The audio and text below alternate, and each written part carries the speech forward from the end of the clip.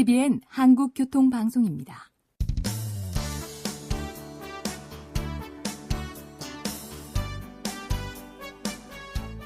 한문철 변호사의 교통사고 솔루션. 이 시간 진행의 한문철 변호사입니다. 여러분 안녕하십니까? 교통사고 피해자가 보험사를 상대로 합의 또는 소송하는 것은 3년 이내에 해야 된다고 그랬죠. 소멸시효가 3년이기 때문에 그렇습니다. 예컨대 내 가족이 교통사고로 사망을 했습니다. 어떤 분들은 곧바로 보험사와 합의하거나 또는 소송하는 분들도 계시죠. 한 달 이내에 또는 서너 달 이내에 하는 경우가 많고요. 근데 어떤 분은요. 나 돈 다 필요 없어. 너무 슬퍼. 나의 가족을 잃고 그 상념에 빠져갖고 몇 년이 지난 경우가 있어요. 근데 가만히 생각하니까 이게 몇 년 이내에 해야 된다고 그러는데 그러면서 찾아왔는데 보니까 3년이 지난 경우도 있습니다. 3년 지났으면은 한 푼도 못 받습니다. 소멸시효 지나면은 보험사는 제일 좋아해요. 한 푼도 안 주니까요. 따라서 사고일로부터 3년이 지나기 전에 반드시 합의 또는 소송이 필요한데요.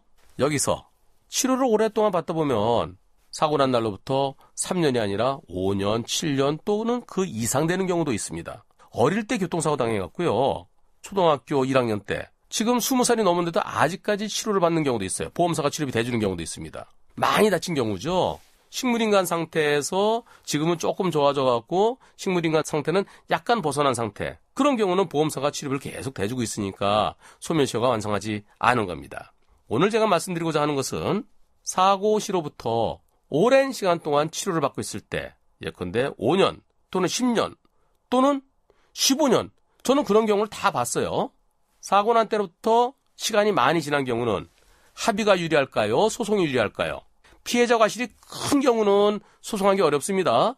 피해자 과실이 크면은 보험사가 치료비 대주는 거 그 이상은 없을 수 있기 때문에 그렇습니다. 하지만 피해자 잘못이 별로 없을 때 그 경우는 시간이 오래 지났을 때는 합의보다는 소송이 유리합니다. 왜일까요? 이자 때문입니다. 사고 난 때로부터 1년에 5%의 이자를 주죠. 지연이자. 사고 난 때로부터 5년 됐으면 25%, 10년 됐으면 50%의 이자가 붙습니다. 보험사는 이자를 안 줘요. 합의할 때는. 따라서 사고 난 때로부터 오랫동안 치료받아서 이제 마무리해야 될 때가 됐다. 근데 벌써 5년 지났다, 10년 지났다. 그런 경우는 보험사와 합의하는 것보다 이자 때문에, 지연이자 때문에 소송하는 것이 더 유리합니다. 오늘은 여기까지입니다. 고맙습니다.